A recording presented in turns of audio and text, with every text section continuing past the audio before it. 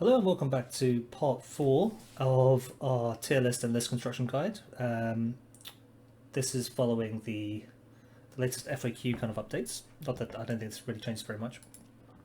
So let's have a quick reminder of where we're up to, right? So what we want to cover are tech choices, bit of analysis on that, our flavor units, analysis on that, and I think at the end, I think it'd be nice to round up with some sample lists that I think you can play with options of no guns, 1 Caladius, 2 Caladius, that kind of a thing. And in particular, we'll have an assessment of, does this cover enough stuff for secondaries, etc. So let's have a look at our tech options here. And I think the 3 kind of tech options that we really have, other than considering flavor units tech, which I don't, is Inquisitor Drax. And I think Drax is 75 points. And depending on your matchup and your opponent's list and the mission that you get, it ranges from being D to S tier. But globally, I think it's probably somewhere around a B+. And we'll do a cutaway to a deep dive just now. So let's have a quick look at Drax, in case you don't know what the hell they do. Drax is an Inquisitor, 75 points. Now, they've got 2 guns. This gun, anti-infantry 4+, nice, dev wounds, nice. 4 shots hitting on BS3, it's like, it's okay. The funny thing is, you can put this in with a Guardian squad. They shoot twice, once per game. And if they're on an objective that they control, they reroll all wounds. Now, the math on this is you're going to shoot 8 shots. At BS3, you're going to get like 5.3 hits. And with 4 rerolls, you're getting like a 75% conversion. So you're going to end up with like 4 wounds through that are like dev. So you're going to get 8 mortal wounds through on average with this, just with this double shooting. So she actually shoots pretty good in that one turn. The indirect is nice, but it's, if you want to clear some screens or something, this is okay, but 18 inches is a bit, it's a bit whatever. With sustain 2, BS3, you're looking at an average of 6 hits. The melee is, it's whatever. So the main thing is actually in here, but they can embark on a transport, blah, that's fine, whatever. You're probably not going to put her on a transport, because if you put her on a transport, you don't get your abilities when you're inside of a transported unit, as per, I think it might be in the rules commentary. Xena Hunter, if you're leading a unit, each time you attack something that's not Imperium or Chaos, you add 1 to the hit roll. Again, if you're being bodyguarded by Guardians, they're BS2, weapon skill 2 anyway, so it doesn't really do anything for you here. Psychic Veil, this is the money. So in your command phase, Psyker has to roll a d6. On a 2+, you basically get Lone Agent for 18 instead of 12 for the unit. But on a 1, you get d3 mortal wounds. So this is, this is pretty reliable. It's pretty reliable, but it's not guaranteed. You're like 83% that the turn that you wanted to do the thing, it does the thing. You can't command point reroll this. So there's an inbuilt kind of risk that, you take Drax on your list, you get a map where this is going to be critical, but 1 in 6 times you're just going to fail. You're going to take a bunch of wounds to the face, you're just going to get shot, it's going to feel sad. So it's not guaranteed, but this is, you can't say this is the reason why it's not good. Let's have a look with this. So let's jump onto TTS to see the kind of instances where Psychic Veil brings the value of 75 points, not taking a leader on your Guardian units that would be better served by, something like a Blade Champion, a Shield Captain, Trajan, etc., whatever, and taking up an Imperial Agent leader slot, which may or may not be a big deal depending on, the second one that you might want to run with your Assassin +1. Some lists, they don't care that this will take up a leader slot, others might want to take, they might wish that they could take 2 Assassins and Drax, for example. Okay, so let's have a quick run through of, just going to throw up some example maps and deployment styles, and we're going to see the kind of value of Drax, in my opinion, right? So obviously Drax is going to be the most value when you're facing an army that has like long range indirect, if it has like towering, because they tend to have long range guns and then get weird sightlines onto you. And what you're really trying to do is just kind of avoid the number of things that can focus via your unit, and the kind of goal of it is to take a small but credible threat unit. So I would suggest something like Drax leading 4 Guardians, maybe even 5 Guardians, and you want to have a turn where they can't get shot by too many things. Maybe 1 or 2, or like maybe 2 units can shoot at them, then they can sit on an objective and be safe. They can't really be shot by that many things after that. If somebody wants to come at them, they're going to have to send some melee, you're going to have access to fight first. It's not going to be so easy. So what the real goal of it is to try and lock up an objective and make it very difficult for your opponent to to flip it or contest that objective, or give you any kind of headaches about it, without you having to invest too many points. And the times that it's possible, this is actually very, very strong, because you only invest 75 plus 180, and you just get to have that objective all game, because otherwise, you know, they might have to deep strike, might have to take 2 turns getting there, might have to invest a fast unit, and you can still fight first. So this is kind of the goal. But let's have a look at some deployment. So here we're looking at hammer and anvil. See, we get the long deployment, and I mean this is going to depend on your map, right? But on a board like this, right, if you start here, you can't really get shot in the middle unless they pop up to about here. Now some lists will be okay doing that, some lists will not be. So, but on this side, you're pretty safe actually anyway, because they have very limited angles to shoot you. So you can just come here, and then they'd have to come out here to shoot, which you could do. But otherwise the angles here are very short, are very tight to get shot by anything. So, I mean, probably they're only shooting you with 1, maybe 2 units anyway. On this side, you're actually very safe getting up to the objective. You would just tuck in here, and you would go. So this is like a map where I'd say it's kind of medium to low value in Drax, just because of the way that the terrain is set up and the distances. So let's have a look at another one. Dawn of War, remove terrain.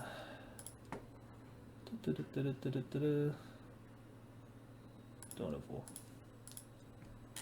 Okay. Let's have a look at this one. And let's make the board a little bit easier to see. Let's make it ice. Okay, so on a board like this, let's make the objectives pop up slightly. On a board like this, again, it's kind of limited use, right? Here you could use it to come here, right? But you can get here pretty safely. You could get shot here. This would be pretty useful to have a posting upturn here, but also you could probably just make this advance. What would we be looking at? We're looking at like a 9 to touch the objective. You may or may not be safe. So here would be pretty useful, so you don't get shot through this angle, right? Which would be pretty good. On this side, you're pretty safe, and here, if you wanted to touch the objective, you're kind of forcing them to come a little bit closer than they would want.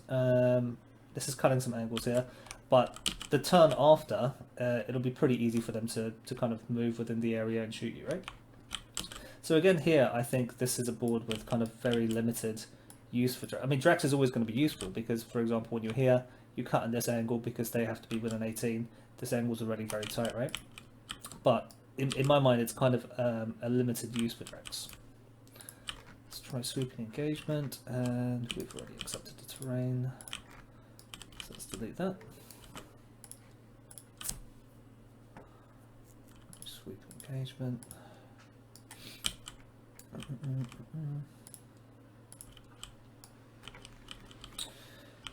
Here again, it's kind of limited. Where is our Drax unit? Maybe Drax got deleted. 1 second.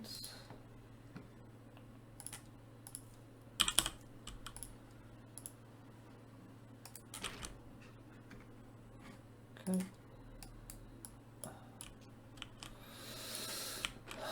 So here it's actually pretty okay. You know, let's say you pop up to here, you can't get shot from here. They'd have to come out to here, which I mean they could still do. It's not a big ask for the opponent to come out here to shoot you here. It's going to be pretty hard for them to come out here, and if they can find the angle, you're going to be within range.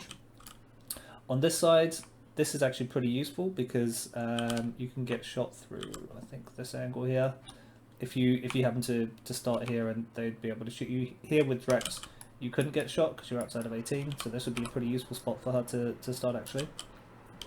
But also you could just, you know, deploy more on this side. This puts you a bit further away from the objective. Let's make it a bit more visible, right? So suddenly there's a line that you can cut that you can't really be shot anyway, right? And then from here they can come out and shoot you, but you're within 18 anyway. So this is again kind of a board that has kind of medium to lowish kind of utility for Drax. The thing that I would say is though, obviously if they've got towering, if they've got long range indirect, the value of Drax goes up like massively, because you know that's a way that they can focus a lot of guns onto you. So if you just wanted to hold a point without committing too many resources onto it, it's a really good way of doing it. Let's have a look at another one. Search and destroy. Okay. So this actually would be a really good one for Drax, right? Because if you want to just like start here, they're gonna have to. Let's see. They're gonna come up to after about here. Let's say if you deploy these turn 1 to shoot, and let's say your goal is to get to that objective. This one here, right? If they want to pop out to shoot, they have to come here. This is way too close to a deployment zone, so this is not going to be a good trade for them. I mean, to kill full Guardians and Drax, you're going to have to. You can't just do like a little bit of shooting. This is going to require a fair amount, and if they commit a fair amount here, you're just very likely trading up, right? Here is also a possibility. Obviously, here we've got a window, so this would be really annoying depending on whether or not you play this with or without windows, right? If they want to be within 18, it's not too big of an ask. You know, they just pop through the wall. They shoot you with, I don't know what they shoot you with, but they can shoot you with a bunch of stuff depending on, you know, whether they've got infantry that goes through the wall or they've got a vehicle that's got a bit of movement. They can do this. So I think for here, I mean, the way that I think about it is on these you look at your map and you have typically what I will call, like, you know, the middle, a safe lane and a hard lane, to use some MOBA speak, and I think Drax really does well on these kind of split maps where you go for the easy lane, make it hard for them to shoot you, and if they can shoot you, it's not even with that much stuff. Let's have a look at one more. Crucible of Battle. We need to change the board.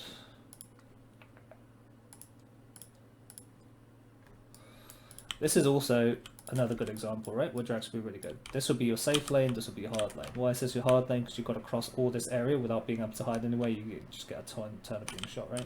Whereas this is much easier.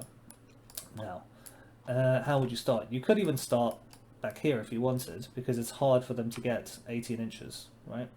It's not impossible. Something here would be quite hard for you to get to. If you had like a Blade Champion squad here, this is like 90-ish% to get something around here with the rerolling advance and rerolling charge. It's not guaranteed, but it's not comfortable for the opponent to do. Or you could just start the unit here, and then, you know, they make their move. Let's say you fail your advance, or you just get an 8 or something like that. They're 18. This is, I mean, they're going to feel pretty comfortable posting up here to shoot you. But all this stuff here, this entire sight line, they can't get you. You know, all their indirect, they can't get you. All their towering stuff wouldn't be relevant. You know, if they had like a big knight standing right here, they could see you, they can't shoot you. So on a board like this, this is more kind of where I see the value in Drax. So as a result, Drax has very mixed value depending on your opponent list. You know, do they have indirect, do they have towering? And also the deployment style that you get. So I tend to think it has much higher value on Crucible of Battle and Search and Destroy, because just of the way like the spacings work between where you're trying to get to and the typical sight lines and distance from your opponent's deployment zone. Then we've got Inquisitor Coteaz, 75 points Inquisitor, taking up a character slot from Imperial Agents. I think this is like F to A tier, and I think globally it's probably around the C. And we'll do a cutaway with some detailed explanations of why that is. So let's have a look at Inquisitor Coteaz. Coteaz has a kind of meh gun. It's not terrible, but it's pretty meh. And I mean, this is okay, but it's only 3 attacks on 3+, so you hit him twice, strength 9. It's kind of whatever to me. That is also 75 points. Now, let's have a look. See. Go on a transport, yes, they can go on a transport, is nice, but if you're in a transport, you don't get your spy network, which is the main reason why you would take Coteaz, so you wouldn't put them in a transport anyway. Malefic wardings, 5 off in a pen against psychic and demon models. It's like, yeah, it doesn't. I just don't think it comes up that often. You know, if you're up against Chaos Demons, you're probably having a good time anyway. So this would be kind of win more into that matchup. Not that I even think that you would be winning more spending 75 points versus Demons taking this model anyway. But the spy network's pretty interesting, right? So every time your opponent gains a CP, you roll a d6, and on a 2+ you gain 1 CP. So this is a way for you to generate CP with a Custodes army other than discarding tacticals. Now let's have a quick run through of the matchups where this might actually be useful. And here we're essentially recycling the Custodes kind of outputs, right? So AdMech, a lot of units are getting CP refund on a 5-up, but AdMech aren't real, so it doesn't really hurt you. This is doing nothing for you, and you're pretty favoured into the matchup anyway. And the thing to keep in mind is that a lot of armies, instead of generating CP or getting CP refunds, they're just getting free strats. And versus those armies, Coteaz is doing nothing for you in relation to Spy Network. Votan, the henchmen, they can CP refund on a 5-up, right? Like whatever, they're Votan. They can't hurt you either. Sisters of Battle, they can't hurt you, but you know the Canoness getting a refund on a 4-up. Junith Arita is getting a CP per command phase. So, you know, on a 2-up, you're looking at like 4.2 CP points refunded, assuming you live 5 turns and they live 5 turns. Death Guard, you're getting a CP from Talaman. Jukari from Labyrinth Cunning. Grey Knights, they're not generating CP as far as I can tell. They're getting free stratagems though, so this is doing nothing for you in the Grey Knights matchup. But again, in the Grey Knights matchup, you don't need them to take. You're just beating up on Grey Knights like, you know, a bully taking their lunch money. Tau, this is actually pretty good because if they're taking ethereals, they're regenning on a 4-up in the command phase, so you've got a pretty decent chance of capturing some command points. And Shadow Sound is giving the CP regen on a 5-up on a unit within 6 inches. World Eaters, I don't think they've got anything. Chaos Demons, they've got Kairos Fate Weaver. You might generate a few CP there. Chaos Knights, nothing for you. Orcs, Gretchen are regenning CP on objectives, so you could catch a few CP. Thousand Suns doing nothing for you, right? Because they've got echoes from the warp to get free stratagems, all that kind of stuff, but they're not generating CP. Space Marines, free stratagems. Infiltrators are doing a CP refund on a 5-up. May or may not get anything. Impulsor, same thing, but I don't know how many Impulsors you're going to see in your life playing competitive. But they, you know, Space Marines are doing a lot of stuff with free strats. Chaos Space Marines, they're getting free strats, but also Abaddon's probably regenning a CP on a 2+ after Dark Pacts. That'd be pretty reliable because they'll, you know, often pick the thing to give them rerollable leadership tests. So you could get in some CP versus Chaos Space Marines. Custodes doing nothing for you because they're doing free strats. Astra Militarum, this is actually pretty good because they're going to take Lord Solar in. I can't imagine a comp Astra Militarum list that doesn't take Lord Solar, so that's 5 CP, assuming it lives 5 turns. That's like 4.2 command points on a 2+. The Voxcast is also giving you a refund, so if you happen to miss on a 2+, you could get a chance to go fishing again. Tyranids, I think most people are running the Tyrant instead of the Swarmlord. That's doing on free strats. Swarmlord is giving you an extra CP per command phase, but I don't know how many Swarmlords you're going to see versus Tyrants. I think Tyrants are just much more common. Necrons, don't think it's doing anything for you. They can repeat strats, but I don't think they're regenning CP anywhere. Imperial Knights, Canis Rex is getting a free strat. I don't think they've got CP refunds anywhere or generation. Eldaris is actually pretty good. So the Autarch is getting a CP per turn, so it's the same thing as Astra Militarum, but probably, you know, that thing is not living 5 turns. Might do, but probably not. So you're not getting the full value from there. And against GSC, you know, the Nexo are doing the free strats. They've got Inscrutable Cunning on a 4-up, but I mean, I don't think it's going to turn up that many times that they're, you know, alive to use it. And, you know, it's only on a 4-up anyway. So as a result, the kind of the tiering of Coteaz very much depends on your opponent, but you have to, again, try and blend it into like a global, is this helping your list or is it hurting your list? And I think unless you specifically need help into those matchups where Coteaz is generating you a lot of CP, for example, Eldari, I don't think it's necessarily good for your global win rate to run Coteaz. So as a result, I think that Coteaz is kind of, you know, between the matchups, it's between F to A tier, in my opinion. But I think globally, I think I land squarely in like a C, maybe like a C-. 75 points is quite a lot. What's the other thing with Coteaz? Coteaz probably isn't going to want to go with Guardians because the opportunity cost for not having like a real leader with Guardians is pretty bad. You could run them with Prosecutors or Execution Squads. The thing is, if you do that, they have to start. Well, you probably want to run them to be able to do secondary, so very often they're going to be starting off the board. If they're starting on the board, because you want to have some bodyguards for Coteaz, that's often you might want to do that just to screen some stuff out anyway, so it doesn't cost you anything. But sometimes you would really want them to start off board. That leaves the option of leaving Coteaz by himself. He doesn't have Lone Agent. He can get sniped. He's offering up quite easy assassination points if they've got stuff like towering or indirect. He's quite squishy, so overall, I'm not really a fan of Coteaz. And for Inquisitorial Henchmen, 60 points to have the Mystic. I think this is D to S tier, depending on your matchup. Now, I also say globally, it's D to S tier depending on your skill. Now, the reason why it's D to S tier depending on the matchup is in almost every other matchup other than GSC, you probably wish you'd spent the points on something else, because this needs like an Inquisitor on top. It's not just like a standalone unit. The Mystic doesn't get the deep strike denial bubble without having an Inquisitor. So the cost is more than just 60 points. So this is just, probably for everything other than GSC, it's probably close to D. But in the GSC matchup specifically, it's S tier. But my global rating for it isn't because it's matchup dependent, it's actually skill dependent. And we'll go into that in a bit more detail. Just because this is technology specifically for GSC, I just thought I'd mention something.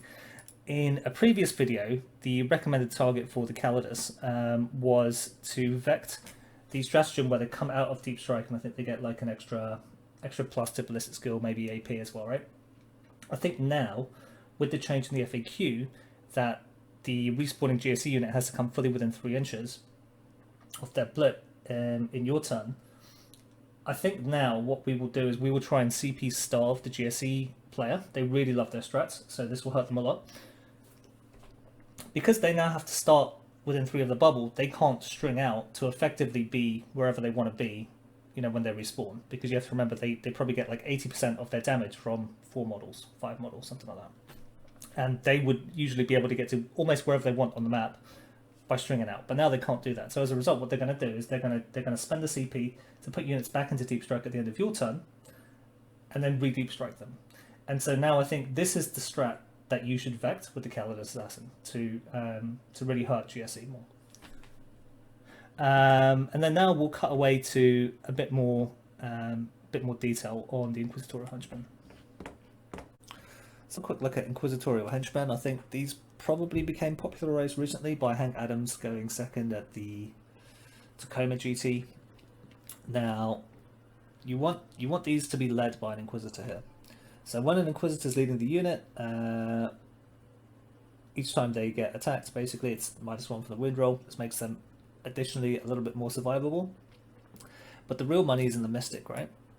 So with an Inquisitor leading it and you have a Mystic, the model, not the unit, the Mystic model gets a 12-inch known non-reinforcement bubble, right? So this is going to help you the main reason you would think about taking this is really versus the Gene Stealer 3-inch Deep Strike Demo Charge combo. It's going to help you against a bunch of other stuff, like Chaos Demons if they want to Deep Strike within 6 of you, but in that matchup you don't really need this. Situationally useful against stuff like the Space Marine, I forget what they're called now. The Space Marines that come from the sky and they shoot you with plasma within 3 inches. I think there might be another unit that drops within 3, and that might be useful to stop them kind of getting into spots that you don't want to, or screening out your backfield might be a bit helpful. But the main reason why you would contemplate really taking this is to help you match up against GSC, because the 3-inch demo charges is brutal, and having this alive, you kind of use this as like a game of protect the football, where you protect your Mystic, you screen out your Mystic unit, you use some terrain and you use the 3 inches for something else.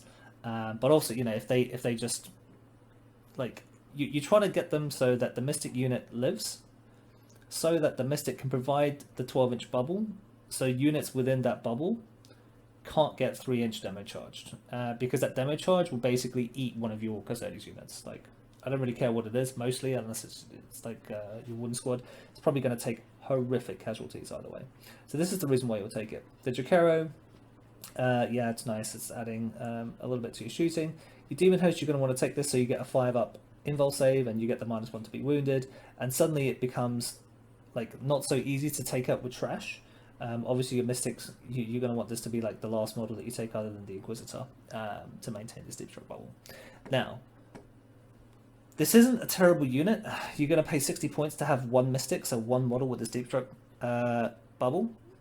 The issue that I have with this is, while it is helping you into the GSE matchup, this is so big that I'd probably say it's probably going to help your win rate against GSE like 10%, just by having this one model. And obviously we've had the FAQ, and now GSE have to come fully within 3 inches of the blip. That means they can't string out to shoot you. This is helping your matchup as well, although they'll just, they'll drop them down. They'll now have to spend an extra CP to basically pick them up and re-deep strike them instead of just stringing out and shooting you in the face, which is good. I don't know how much that's going to affect the matchup. That's probably another, 5% right there. So with the changes and taking a Mystic, I think you're just kind of increasing your win rate into GSE by about 15%. I still think the matchup is pretty rough. If you haven't played GSE before and you face a good player, I think you just still lose the first time you play, maybe even the first 2 times you play. The matchup is just rough. So you're kind of trying to build into something that is already a rough matchup. So you can take the view that, okay, this is one of our hardest matchups. We want to increase our win rate into that to have a chance of winning a tournament. And that's one way of looking at it. And I think that's the kind of attitude you should take if you're trying to win a GT, right? If you're trying to go like 6-7-0, 8-0, something like that. That also probably means you're a really, really good player, because in a lot of other matchups, because you're going to need to take an Inquisitor, and here I'd probably combo it with Drax to make it hard to shoot this unit with other stuff from further away. You're looking at like 135 points. Now, it's not fully in the bin because this unit by itself is, it's doing the same thing as like an exaction squad, just more expensively. It can shoot a bit better. It's a bit harder to kill. And obviously Drax has the value with the shooting. It's not like 135 points in the bin, but you're losing probably, I want to say like 80-ish points, give or take, versus a list where you don't care about this Mystic, right? And maybe you don't care about Drax. The Drax thing is making this very hard to quantify, because you probably do take this with Drax.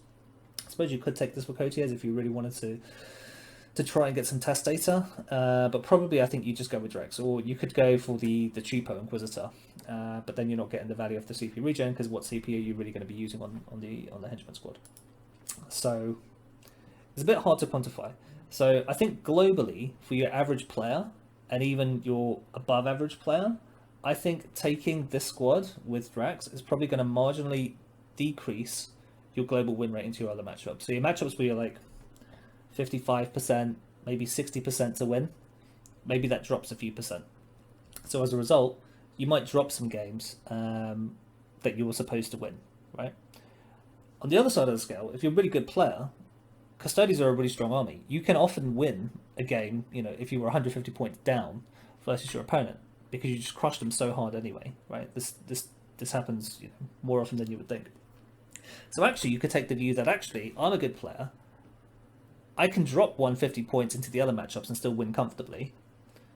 And this now helps me into GSC. And then you can think, okay, taking the henchman with the Mystic, with Drax, specifically to fight GSC, is worthwhile. But I do think that's significantly less of you than you think.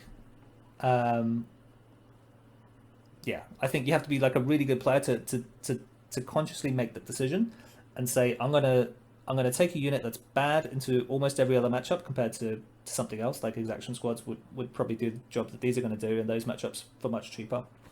But obviously you still have Drax. So there's a bit of a combo in how you blend the rating. So for this reason, I think it ranges, matchup dependently. I think it's from D to A. Maybe specifically versus GSE, it becomes like a complete S tier unit, actually. So maybe D to S, but I think globally, this is like a C tier unit, because this isn't really helping you win. This is just one of these times where you're paying the extra cost for, it's like a real tech choice, basically. You're accepting lower global win rate into other stuff to boost your GSE matchup, but how much is that really boosting your GSE matchup anyway?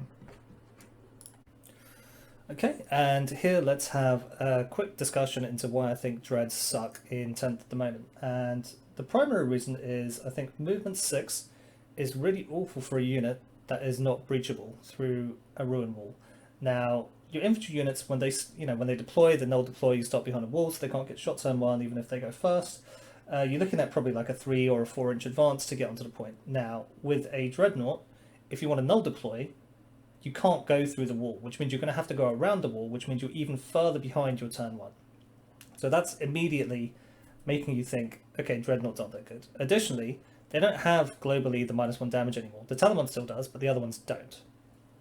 So that's like another reason why they're not even that survivable. What's another reason? They're giving your opponent an efficient profile for some of their guns, because most armies are taking some anti-tank because of the Imperial Knight threat, and they will just trivially pick up like an Echidus or a Galatus or a Contemptor or whatever. So that's like another reason why it's not good.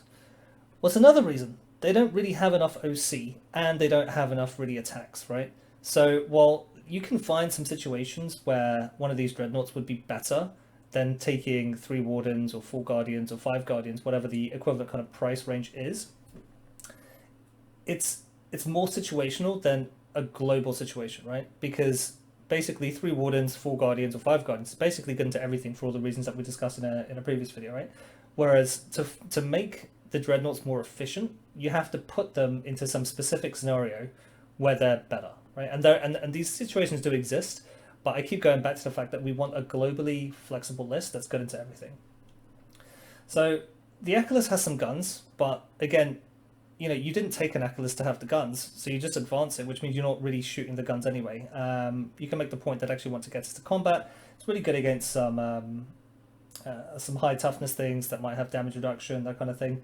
But if you really wanted that kind of flexibility, you probably should have just taken a Caladius and just found the points somewhere else, right? A Galatus, you can get it stuck into some melee and it will target units, but the fact that it's OC3 means it's probably not controlling the point.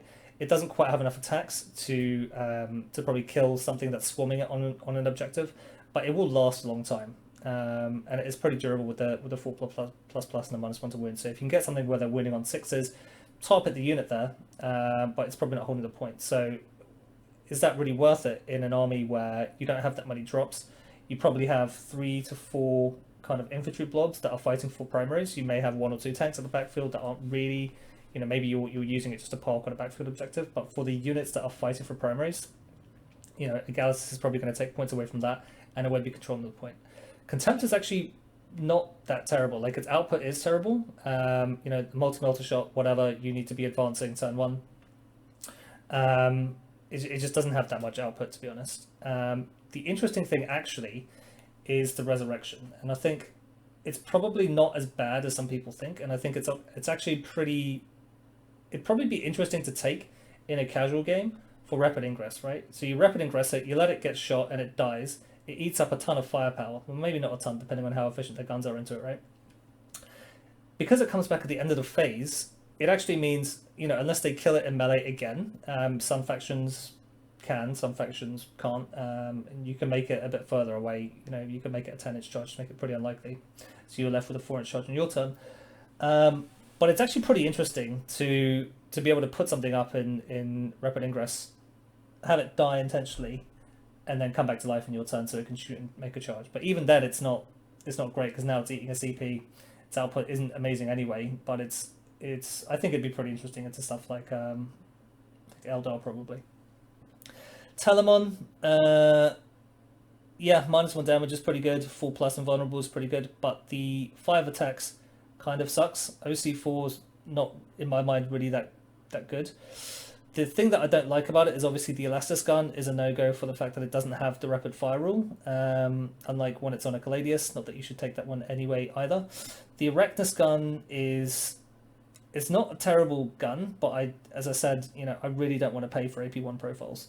So it's got all that going against it. It's quite expensive, right? 235 points is a lot. You could take 5 Guardians for that. That's got OC 10 to 15, depending on whether you've got a Vex.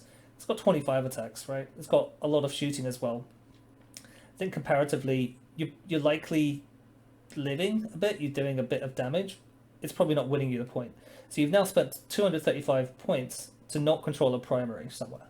So I just don't think it's good for that reason. Now, what do I think would be better than a Dreadnought, right? Even a Warglaive. Now, a Warglaive it doesn't have a 2+ save, so it's going to die more easily than a Dreadnought, right? Because it's 2+, 5+. No, 3+, 5+ versus shooting. But it moves 12. 12 is a lot. 12 means you can start null deployed and you can probably still get to an objective. OC8 also means that you can control a point, right? You can contest a point. If it's contested, you could still be winning that with OC8. It's also got a sweep attack, and you get in sustained 1 on the charge in melee. So I actually just think like Warglaive is actually better than any of the dreadnoughts that you'd want to take anyway. And I don't think Warglaives are even that good unless you're really struggling and you decide you want some guns and you just don't have Caladius or something like that. So instead of, let's say, an Aculus, you could take 3 Wardens, right? It's OC9 versus OC3. OC9 is usually enough to win the point, especially when you've got 15 attacks in melee to kind of chop up whatever's left. I just think it's strictly better, right? So if we get to like Galatas Contemptor level, that's 4 Guardians. We're talking OC8, OC12, depending on whether you've got the Vexilla. And this isn't to say, you would run a 4-man squad instead. This would, you could just add like one other Guardian, add a leader, whatever. But this is like the points equivalent, right? 4 Guardians is just going to do way more work for you because they've got 20 attacks, right? This is going to win you the point. Galatas isn't going to win you the point. It may efficiently target something, but it's not going to win you the point. And you have to remember, Custodes, as a melee army, want to be winning the points, right? You want to be winning the primaries. And they're just not helping you do that. And the Telemon is just even worse because now you're comparing it to 5 Guardians. Like, the output just isn't there. You could say situationally, oh, what about a Telemon with double Erectus Storm Cannon into GSE? You could. I haven't run it, but I think double Storm Cannon into GSE probably would be good in that specific matchup. I think globally it's going to hurt your matchups way too much. So this is the reason why I think the Dreads are all just kind of bad. Would I put them C tier or D tier? I don't know. I don't think it really matters. I also think you could probably run any of these in a casual game and it would be like not awful. So I think probably somewhere between C and D tier. But we keep going back to, we want flexible units that are good into everything, and that's what our Wardens and Guardians, or even our Alaris, right, are doing for us. I didn't do like an Alaris comparison because I don't think it's necessarily that good of a comparison. But you can see like this is just doing way more for you for the points. Okay, let's round off the rest of the kind of tier list with stuff that I think is just actual trash, right? So Adricite and Pyrothite guards, you have to take a unit of 5, the 325 points. The 20 points a model more than your regular Guardians at 45 points. They don't have assault guns. Your Melter gun is range 12. They're single shot.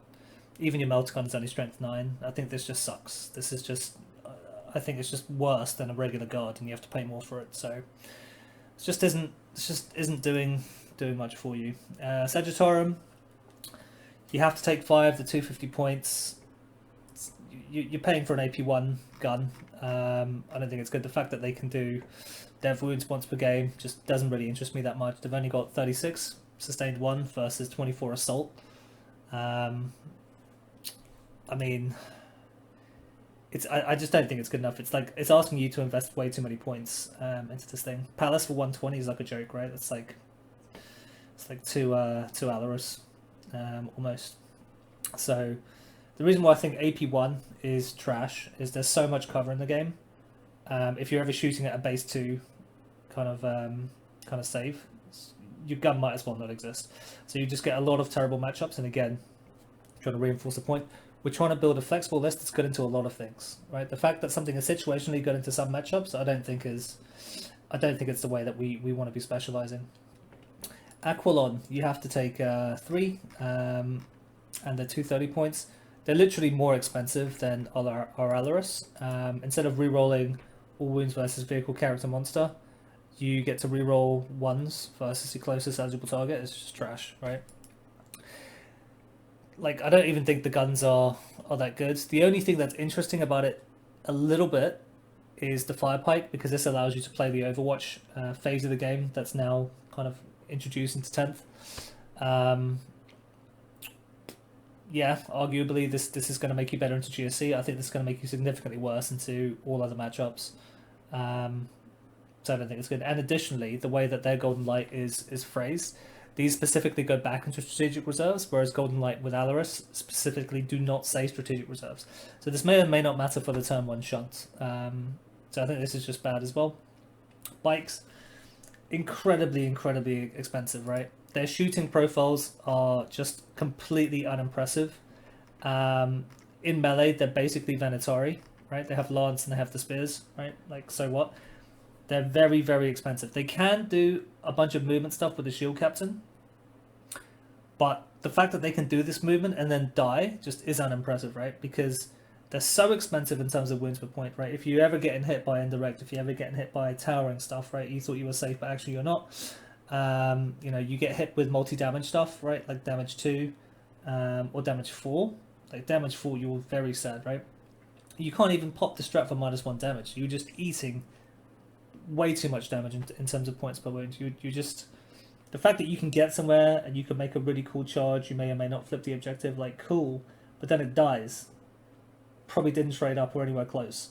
So I think this is just bad. So now I thought we would close off with a couple of sample lists that that I've written and have run. I've changed my views very slightly since the latest balance FAQ, or not balance FAQ, the FAQ that had a few balance tweaks in it, let's say. And I now think where at all possible you should run at least one 9-man squad or 9 or 10-man squad of Guardians. And the reason is Necrons now, with their Transcendent Kassan getting reanimate, like you will just see one and it will have the 4-up feel no pain. And this is incredibly annoying to kill if you don't have a big blob.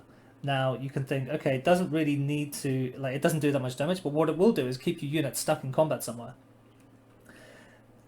That's bad, right? You can't afford to have like that many points just stuck in this crappy combat with one Transcendent Catan. It's no good, right? They'll have like a Catan, they'll have like a blob of warriors.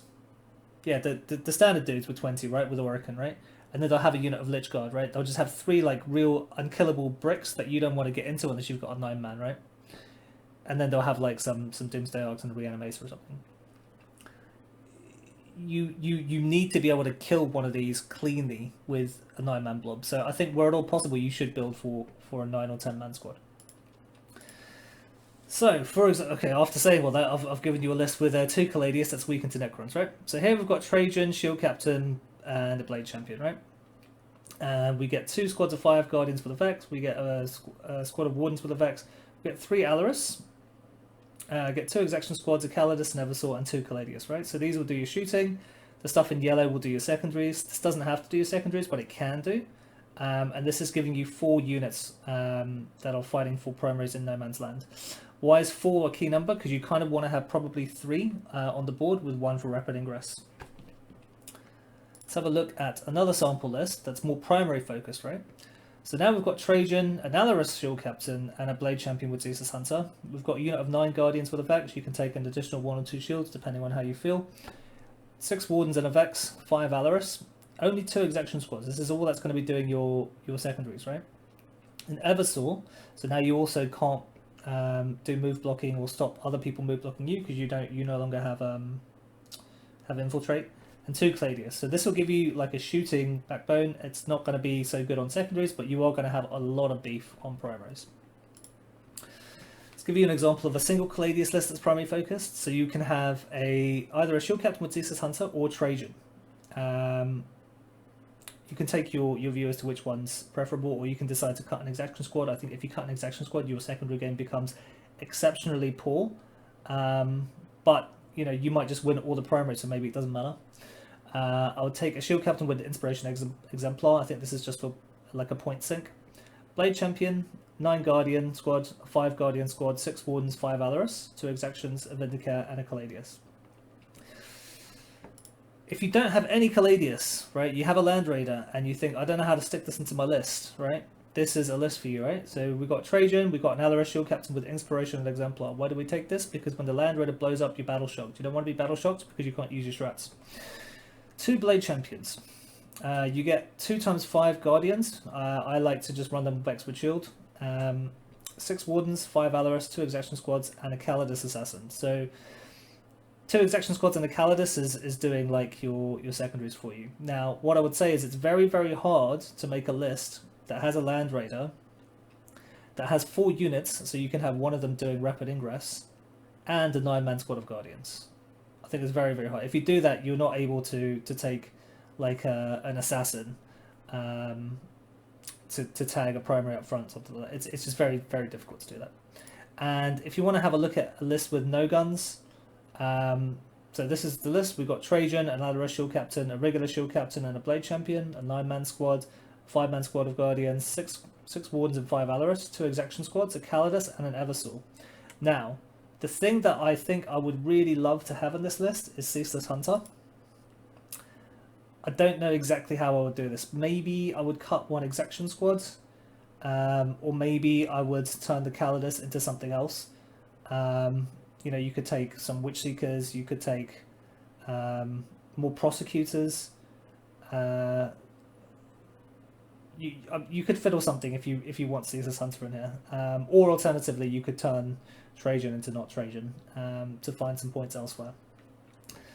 So that's about it. I didn't really cover the enhancements, I guess.